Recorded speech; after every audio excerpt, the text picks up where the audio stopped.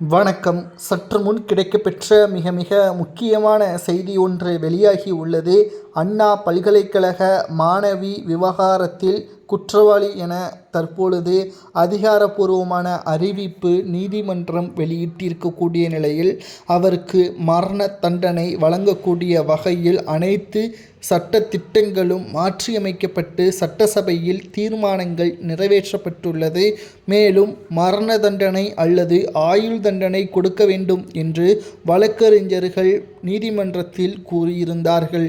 தற்பொழுது நீதிமன்றம் இதுபோன்ற செயல் மற்றவர்கள் செய்யாமல் இருக்க வேண்டும் என்றால் மரண தண்டனை தான் என்றும், இதற்கு பின்னால் யார் இருந்தாலும் அவர்களுக்கும் அதே தண்டனை தான் என்றும் நீதிமன்றம் தெரிவித்துள்ளது. அந்த சார் யார் என்ற விசாரணை தொடர்ச்சியாக புலன் விசாரணையில் நடத்தப்பட்டு வரக்கூடிய நிலையில் இறுதிக்கட்டத்தை எட்டியுள்ளது. மேலும் சிறிய ஒரு குழு மூலமாக நமக்கு தகவல்கள் தெளியப்பட்டுள்ளது. அந்த சார் யார் என்பது தற்பொழுது அண்ணா பல்கலைக்கழக பேராசிரியர் என்பதும், அவருக்கும் மற்ற திமுகவின் சில முக்கியமான மாவட்ட செயலாளருக்கும் தொடர்பு இருப்பதாகவும், இதன் மூலமாக அமைச்சர்கள் வரை இந்த தொடர்பு அதிகரித்து கொண்டிருப்பதாகவும் புலன் விசாரணையில் தெரிய வந்துள்ளது.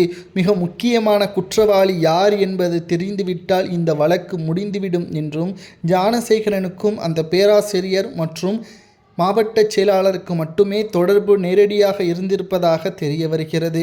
மேலும் ஒன்று பேராசிரியரிடம் தொடர்பு படுத்தி பேசியிருக்க வேண்டும் அல்லது மாவட்ட செயலாளரிடம் பேசியிருக்க வேண்டும். ஆனால் காவல்துறைக்கு நன்றாகவே தெரியும் யாரிடம் ஞானசேகரன் பேசியிருக்கிறார் என்பது. ஆனால் பொதுவெளியில் வெளியிடாமல் தற்பொழுது வரை மறைக்கப்பட்டு வருகிறது. காரணம், குற்றவாளி தப்பித்துவிடக்கூடாது என்பதற்காக. ஆனால் தற்பொழுது நமக்கு கிடைக்கப்பெற்ற ஆதாரத்தின்படி ஏற்கனவே சட்டப்பேரவையில் திமுகவின் தலைவரும் தமிழக முதல்வர் ஸ்டாலின் அவர்கள் சொன்னபடி குற்றவாளிகள் யாராக இருந்தாலும் அதற்கான சாட்சிகள் இருந்தால் நிச்சயமாக அதற்கான தண்டனைகளை பெற்றுத்தருவோம். திமுக என்பதற்காக நாங்கள் அவரை காப்பாற்ற மாட்டோம் என்பதையும் திட்டவட்டமாக தெரிவித்திருந்தார். தற்பொழுது அமைச்சர் வரை இந்த தொடர்பு நீடித்து வருவதால் நிச்சயம் இது திமுகவிற்கு மிகப்பெரிய ஒரு சிக்கலை மாற்றும் என்றும் கூறப்படுகிறது.